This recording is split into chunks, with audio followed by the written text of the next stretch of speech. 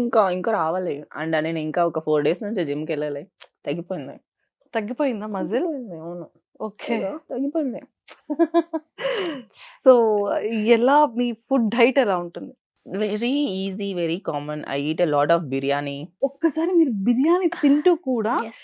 ఫిజిక్‌ని ఇలా మెయింటైన్ చేస్తున్నారు. అసలు స్టమక్ కూడా అంత లోపలికి ఓకే. కూర్చుని ఓకే. చూడండి. వా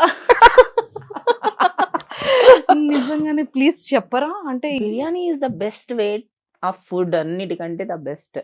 రైస్ తింటే తక్కువ పొట్టొస్తుందండి. రైస్ ఎక్కువ తినకూడదు. నేను నా నా డైట్ ఎట్లుంటదంటే రైస్ చాలా తక్కువ. పీసెస్ ఎక్కువ తింటా. నేను ప్రోటీన్ ఎక్కువ తింటా. Chicken is protein. So chicken, mutton, prawns, fish ఇదే ఉంటది. ఇంకేముండదు. ఇంకేముండదు. సో, అందుకని రైస్‌ని పక్కకు పెట్టేసి చికెన్‌ని ప్రోటీన్ రిలేటెడ్ అంతా కూడా తింటూ యెస్. ఉంటారు. ఓకే. అంటే జిమ్‌కెళ్ళే పర్సన్స్ మార్నింగ్ ఇది ప్రోటీన్ షేక్ తాగాలి.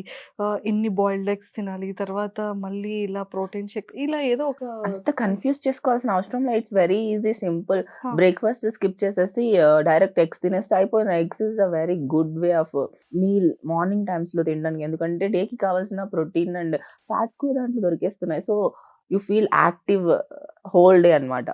అందుకే నేను హోల్ ఎగ్స్ తింటా. 5-8. 8 ఎగ్స్ హ్మ్. డేలో.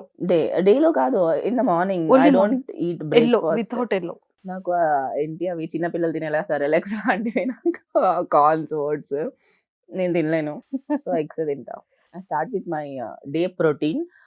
హోల్ డే ప్రోటీనే ఉంటది. So, sometimes I skip meal and eat protein shake, drink protein shake. నేను డెజర్ట్ తినాలంటే ప్రోటీన్ షేక్, ప్రోటీన్